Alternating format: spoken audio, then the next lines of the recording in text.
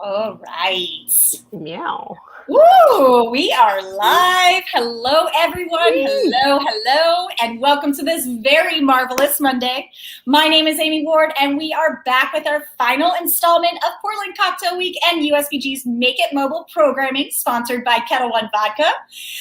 But please do not be sad that this is the last one of our Make It Mobile series, because the Marvelous Mondays will return on May 31st for the first session of the Masterful Management Education series with guest Peter Clayton. Thank you all so much for being here on our very last Make It Mobile episode. I am ecstatic to be closing out this series and introducing one of the most incredible human beings in the world to talk about Patricia the pandemic and takeaways that the global pandemic has afforded us. We are getting the band back together today, folks. You may remember this super babe as my co-host from the 2020 Marvelous Monday series. She is a New York-based industry vet, someone with better hair than I, a wellness enthusiast and passionate jump roper, mother to Bowie the barback puppy, the Gaysian sensation, my dear friend, Fanny Chu. Fanny, thank you for being here today. Hey, Amy. Thanks for having me. Oh my goodness. We are back together. I know. I love this. That's so awesome. How have you been? I've been good. How about you? Not too bad. I can't complain. I'm super healthy and just trying to figure out what it is that I want to do now. Right. Well, so, yeah. I think that's an appropriate topic to be talking about today on the Make It Mobile series. Yeah, absolutely. So tell us a little bit about your experience with Patricia the pandemic and how that sassy mofo has taught you a world of lessons that you'll take into your future. Well, I can talk about my experiences with Patricia the pandemic through the eyes of my bar, Donna Cocktail Club. So let me tell you about the story of how we did it at Donna. I was a head bartender at Donna up until we had to close our doors for good in our 27 Broadway location last year in November. You can read about our story written by the owner, Leif Huckman, on Donna BKLYN. There's a picture of Leif and I.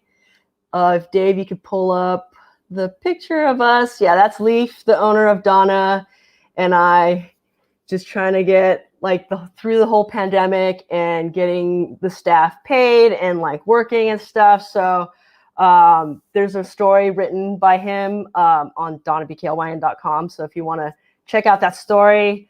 So a little bit about Donna. We are that tropical oasis by the Williamsburg Bridge, a beautiful agave rum-driven bar that transports you to somewhere special with our cocktails, tacos, and tunes. Prior to our pandemic, we had local DJs and live music. We're that local community bar where you stop by because it was your second or third home.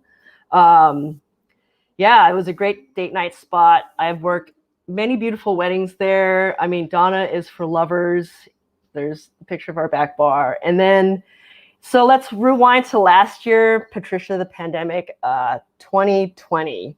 Thank you, Brittany, for naming her that name. Patricia, she was kind of a beast. But we learned a lot from it. I believe it was March 15th. It was the date that we were mandated by New York State law to shut down. And because of the uncertainty of the future for us, Leif, the owner, had to lay us off so that we can also claim unemployment. And I remember that we had to hide all of the bottles from our beautiful back bar and lock them up because there were a lot of break-ins in our neighborhood. And it was so heartbreaking to see all of our shelves empty, and we had to remove our little awards and stuff. And so we had to start off with a clean slate and to see what we're going to be doing for the rest of summer.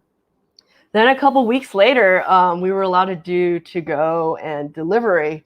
So he rehired the whole management team. Alex Morton, our AGM, Patrick Gartner, our beverage director, who's also in that picture, our service manager, Alyssa May, a chef, Ulysses, and I. And as most of you know, during the pandemic or even prior to pandemic, it takes a village to have your daily operations run smooth.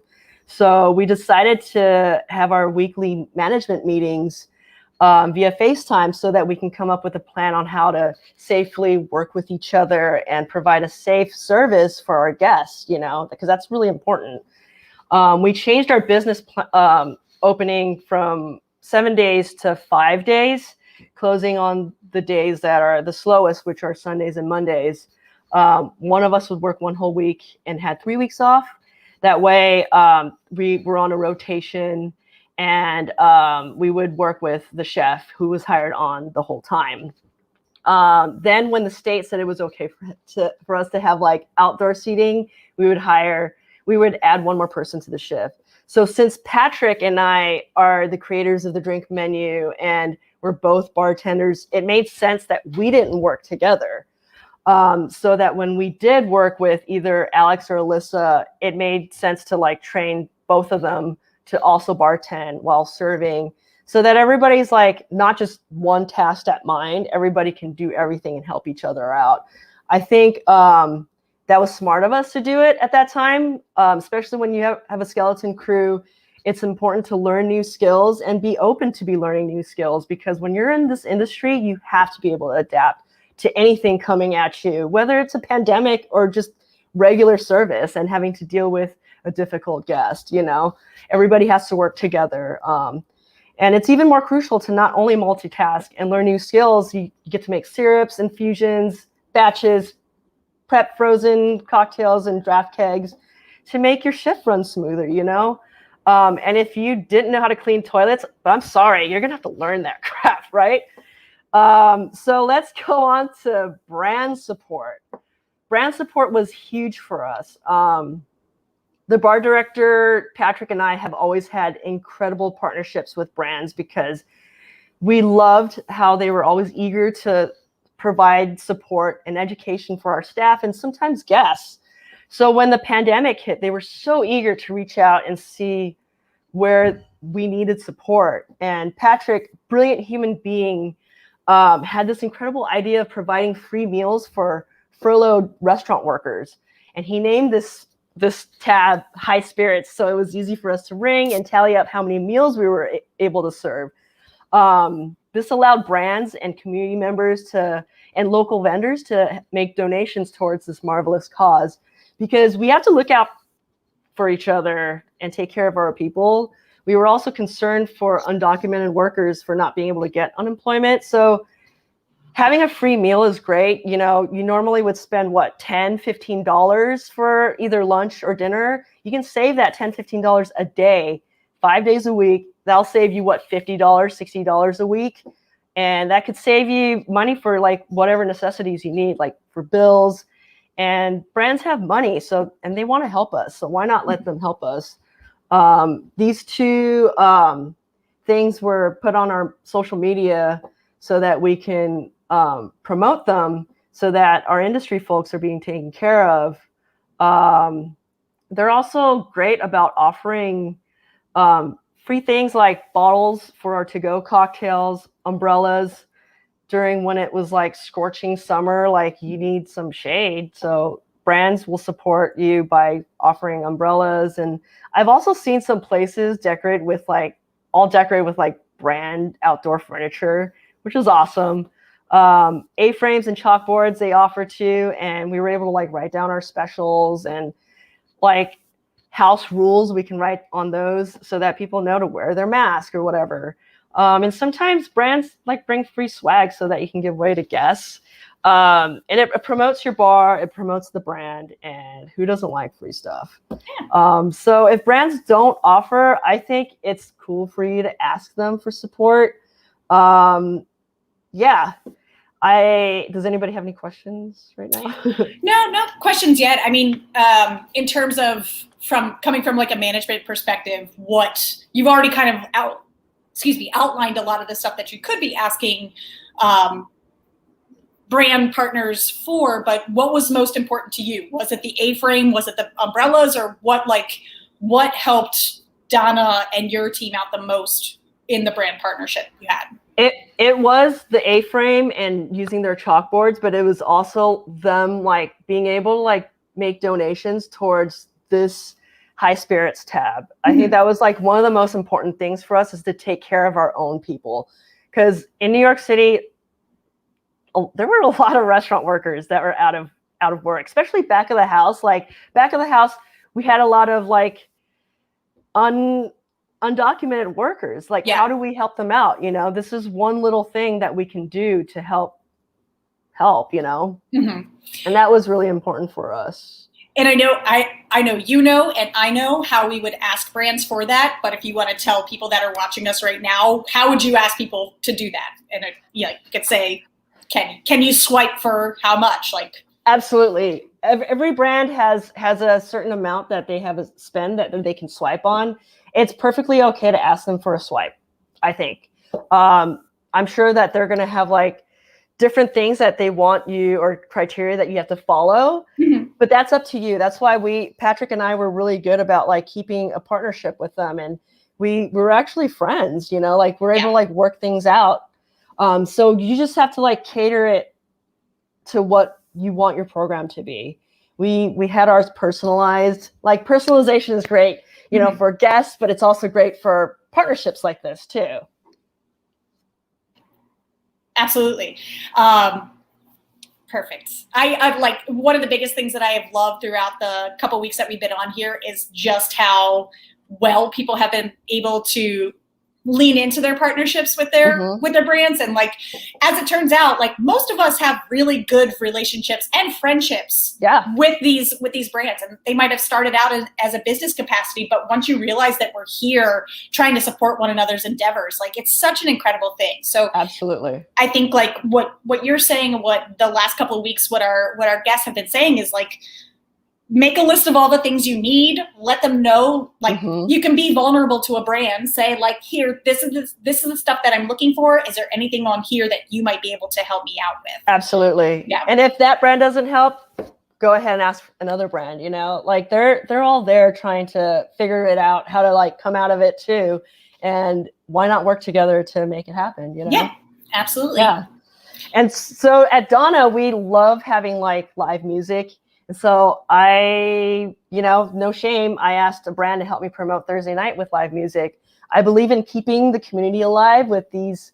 When the times are like crazy like this, you have to come together even more.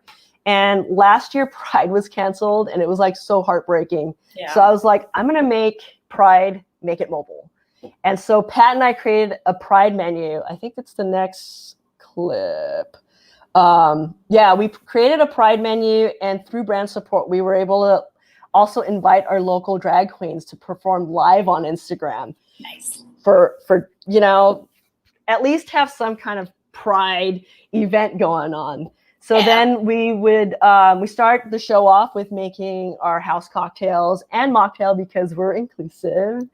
Then we used our mobile devices and started a live Instagram feed for each drag queen performing. The first one performed inside Donna, and then she like went out into the streets and like engaged in guests. And so that's one way of like engaging foot traffic to come to your bar too. Then the second drag queen, she passed the mic to the second drag queen, which she did this incredible like performance, 4 flights of stairs with like on heels, and like did like some death drop type thing. And I was just like, oh my God, are you freaking insane? Like it's so incredible how they perform. Yeah. And then on concrete too, no less, I'm sure. Yeah, like, how are your bones not broken? Like, mine would be just like all over the place, and like I wouldn't be able to walk for the next 2 weeks, you know, like they're so limber. Yeah. You know?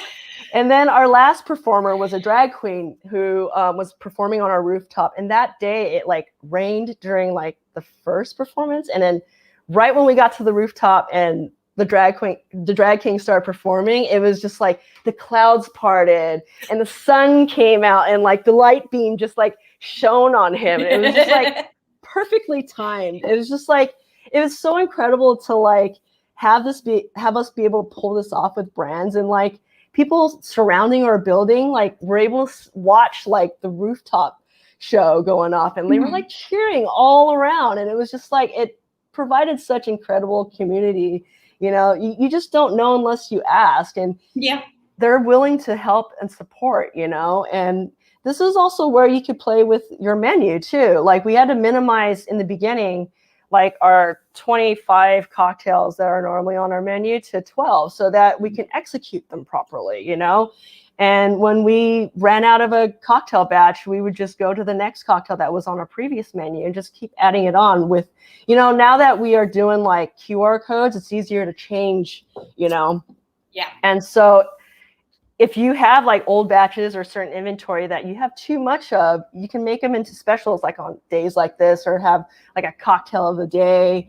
And this is like, I always go to old batches and like things that we have excess of too much to like use as like specials of the day, and creating like special cocktails for people, reinventing old batches into new cocktails is a great way of slimming down your inventory, And our Pride pouches, we were doing $10 and $2 of it went towards New York City Anti-Violence Project, who helps with Black trans women and POC against all forms of discrimination, facing everything from housing to police brutality. And so you can make it fun and make it mobile this way, and have people like carrying around like Capri Sun pouches, like different colors. How fun is that, And people walking around with it and they're like, hey, where'd you get that from? Like it's, there's a lot of foot traffic around here. So people want to know like how to get the next cool thing too, Yeah. And since these pouches were so much fun, we kept them after Pride and just changed the cocktails often. And and I think it was this time around last year where you and I would sing Miley Cyrus's like Party in the USA. Oh, yes, we would. Yeah, I renamed the pouches to Party Pouch USA because it's just so catchy, It really is. And I can't wait for other people to get that song stuck in their head for the rest of the day, because it happened to us for almost an entire year. So, yeah. So the next slide is where we would see like our use of A-frames and like more brand helping with like your menu, like if you don't want to like, you don't have time to put things in a QR code, and things you want people like see it from foot traffic, and you don't want people like go on their phones. This is a great way of showing people, hey, this is what we got going on. And yeah, love that. Okay, so you were able to really lean into your brand support. Tell me about the guests.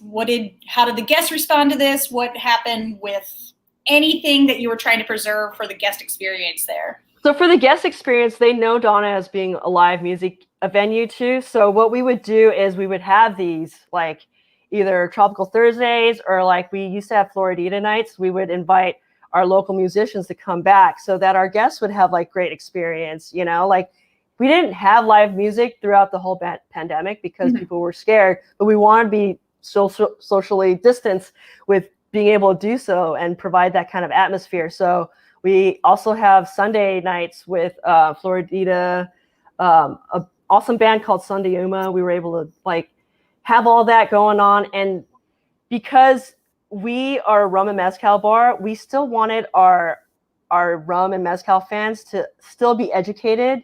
So we still had virtual tastings and blind tastings with rum and mezcal. So we would use our social media to promote everything.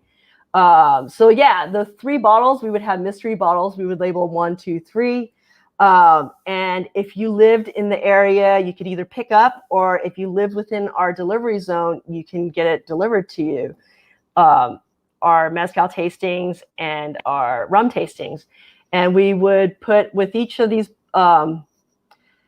sessions, there would be a love note from us and how to taste along with us. And so our bar manager, bar director, Patrick, would sit with either like a mezcal brand or a rum brand, and we would just taste through each of the bottles and talk about it. So yeah, we relied heavily on our social media to promote our programs, and it created more foot traffic. It does help when guests post on what your bar is doing, because then their friends see it and they can tag you. You get to repost on your social media, and it creates like a FOMO for people, and they want to join in on the fun. And we all know that personalizing guest experiences is the key to keeping regulars happy and new guests coming back. So whether it be like a shot, and this is where you could use like some of your old inventory or like old batches to get rid of too, have a shot with them. Maybe give them some brand swag. I cannot emphasize enough how People love free shit. I mean, free stuff. Yeah. Free stuff. Everybody They loves sure free do. stuff. You know? Sure do. You can also reach out and thank them for visiting. If you follow them on social media, be proactive, reward regulars, share guest likes and dislikes with your staff via communication book, reservation apps. But always be honest with your guests and always ask for feedback to be better. That's the only way you can learn about what people want. I think our next slide is like fans of Donna posting what we're doing, and especially with our free meal, our high spirits meal, it's really helpful for people to like know about that too. And so I actually had a question that came in about the free meals, if you are able to answer it. Yeah. Because I don't know what side of the business world that you know for this part.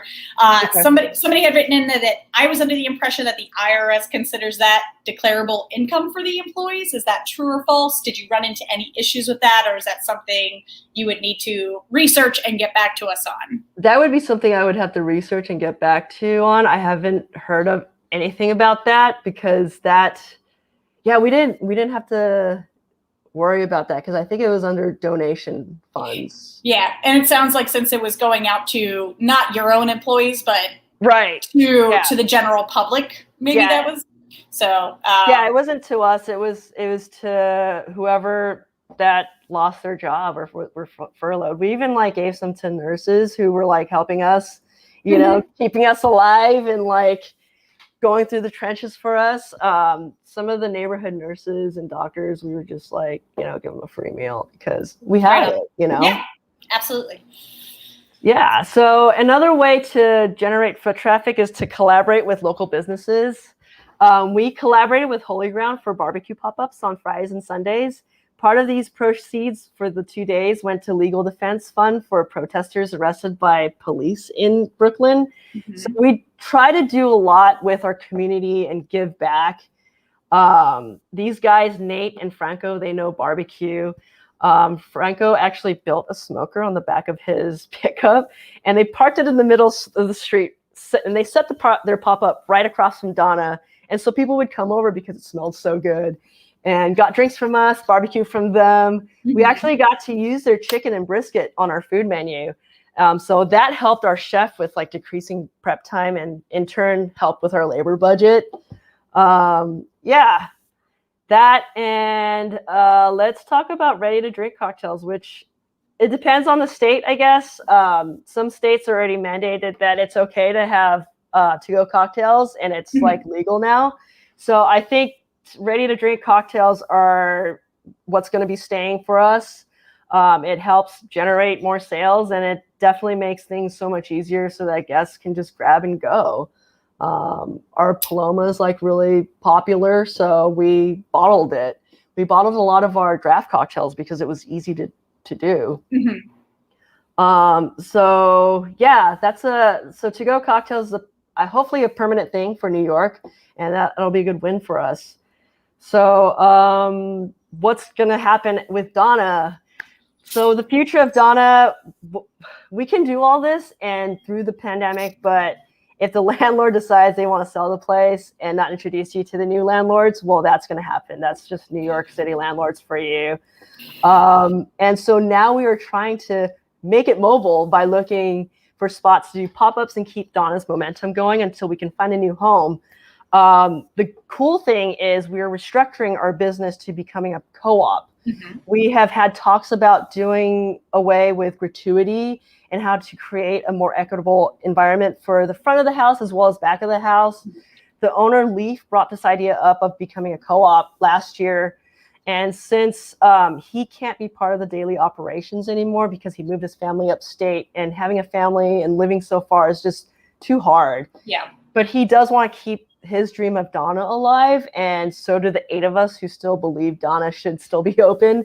So he linked us up with a nonprofit organization called The Working World, who helps businesses become co-ops. Okay.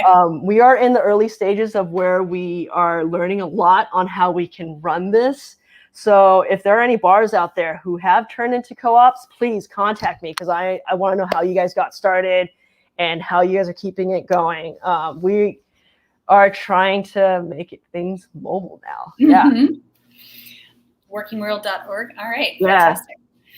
Cool. So what do you have a utopian vision for what the co-op Donna would provide for the people that work there?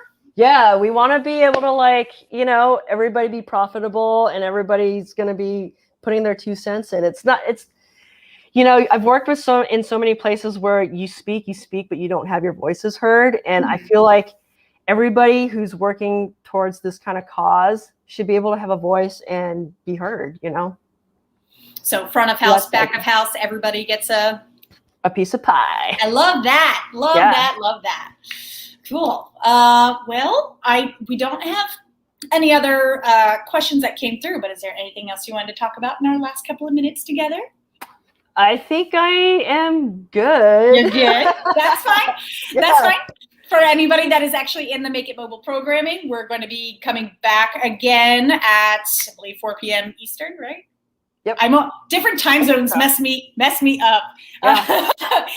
But we've got a more extensive discussion that's going to be happening with Fanny, and we're going to bring Jess Weinstein into the mix there too. So Make It Mobile babies, we'll see you there in a little bit. Fanny, it is so good to see you. I love your face, and I love you, and I can't wait. I can't wait to be around you all the time. We for anybody that doesn't know, even though this is totally sidetracking, Fanny and I got to come together because of Marvelous Mondays last year, and we never knew each other beforehand, knew of each other, and then we became best friends while hosting Marvelous Mondays for a year, and we still haven't met in person, but it feels like we've known each other forever. So absolutely. This is all very, very, very, very exciting to me. So I'm so glad that we get to close out the Make It Mobile series with you. Yeah. And so everybody else, thank you so much for joining us for this Make It Mobile programming. If you enjoyed this class, please smash that like or love button and show some love in the comments. If you want to see more classes like Make It Mobile, follow Portland Cocktail Week on Facebook or YouTube. We are going to have new classes on Mondays, including Masterful Management, which our dear Fanny is going to be the host of. And that will start on March 31st with Peter Clayton as your first guest. But if you want to see anything that we've already done or anything we're about to do, follow Portland Cocktail Week on Facebook, YouTube, Instagram. We're going to always have the videos here on Facebook and on YouTube at youtube.com/PDXCW. Thank you, Fanny. Thank you, Portland Cocktail Week. Thank you, USBG. And thank you, of course, to Kettle One for sponsoring all of this programming. It is it is so great to be here with people that are watching and with Fanny. You all have a wonderful day. Fanny, thank you again. And thank you. Everybody have a marvelous Monday. Marvelous.